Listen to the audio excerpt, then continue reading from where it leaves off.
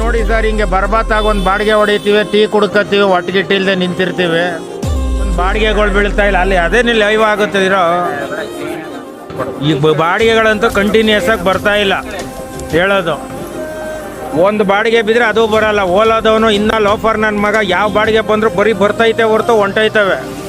ಈ ನಮಗೆ ಮೀಟ್ರ್ ಬಾಡಿಗೆ ಅಂತ ಮೀಟ್ರಲ್ಲಿ ಕೈ ತೋರೋರೇ ಇಲ್ಲ. ಯೂನಿಯನ್ನವರು ನೋಡ್ರೆ ಮೀಟ್ರ್ ಹಾಕೋ ಹೊಡೀರಿ ಅಂತಾರೆ, ನಮಗೆ ನಾವೇ ಕುಂತ್ಕೊಂಡು ರೌಂಡ್ ಹೊಡಿಬೇಕಷ್ಟೇ. ಏನು ಈಗ ಬೆಳಿಗ್ಗೆ ಎಲ್ಲಿಂದ ವಿಧಾನಸೌಧ ಸುತ್ಕೊಂಡು, ಕಾವೇರಿ ಭವನ್ ಸುತ್ಕೊಂಡು, ಮೆಜೆಸ್ಟಿಕ್ ಸುತ್ಕೊಂಡು ನೋಡಿ ಇಲ್ಲಿ ಬಂದು ಒಂದು ಟೀ ಕುಡಿತಾ ಇದ್ವಿ ಬೇಜಾರಾಗಿ. ಇದೇ ನಮ್ಮ ಲೈಫ್ ಆಯ್ತಾ ಇರೋದು. ದಿನಕ್ಕೆ ಎಷ್ಟು ಅರ್ನ್ ಮಾಡ್ತೀರಾ? ಅರ್ನಿಂಗ್ ಹೇಳೋಕ್ಕೆ ಅಲ್ಲಿ ಅದೇನೇ ಇಲ್ವಲ್ಲ. ಏನು ಅರ್ನಿಂಗ್ ಹೇಳೋದು ಸರ್? ಬಾಡಿಗೆ ಬಿದ್ದರೆ ತಾನೇ ಅರ್ನಿಂಗ್ ಅಂತ ಹೇಳೋದು. ವಾರದಲ್ಲಿ 2 ದಿನ ಆದರೆ 6 ದಿನ ಆಗೋದೇ ಇಲ್ಲ.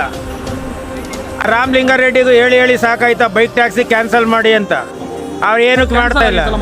ಅದು ಕೋರ್ಟಲ್ಲಿ ಆಗಿದೆ, ಬರೀ ಮುಂದಕ್ಕೆ ಡೇಟ್ ಹಾಕೋ ಹೋಗ್ತಾ ಇದ್ದಾರೆ ಹೊರತು ಅದು ಫೈನಲ್ ಡಿಸಿಷನ್ ಏನು ಅನ್ನೋದನ್ನ ಅವರು ಕೊಡ್ತಾ ಇಲ್ಲ.